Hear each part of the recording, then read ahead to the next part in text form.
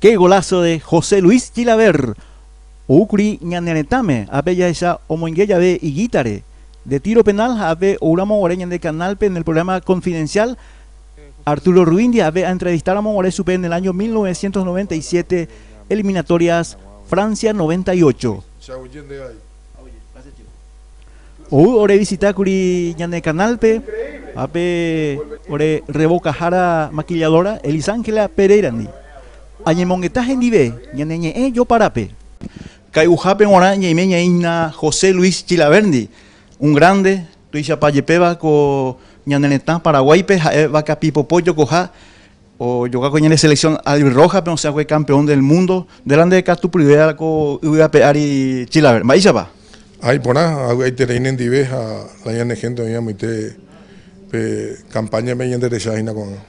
Se mandó a más años por un morero entrevista en el año 1997, eliminatorias Francia 98.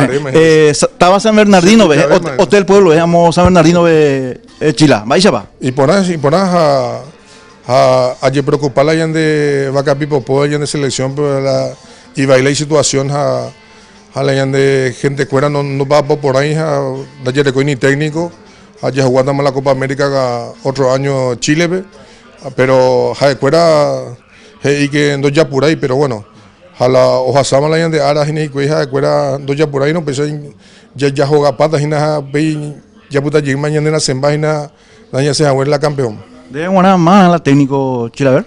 Semana se pota Pablo Caballero a Gustavo Morini con la técnico paraguayo jaecuera orecola entendean va ese o maneja la de gente cuera porque paraguayos a ñandengo paraguayos a ñanten pajango perango ya ñanden baretean a ñaimbara ñoniemba y castún épico ñaguajepe mundial de Rusia pe Chile hace tres esa y la ñande selección y la Rusia porque la ñande dirigente cuando no va poco ahí ahí pota y capturamos remo maite y me o paeteba ñandre Saharacuera ñandre Saharacuera pero iba con ñandre Tampere José Luis Chilaver porque oreye Jaijuy no tiene ídolo Chila la ñandre gente cuera mo campaña de por Jaijuy está itrei hay terei penendive shawi GPM siempre está penderori porque penden barete janwa a ayuda siempre la de pendeta iracuera porque cuera la o no está tenonde con ñande país.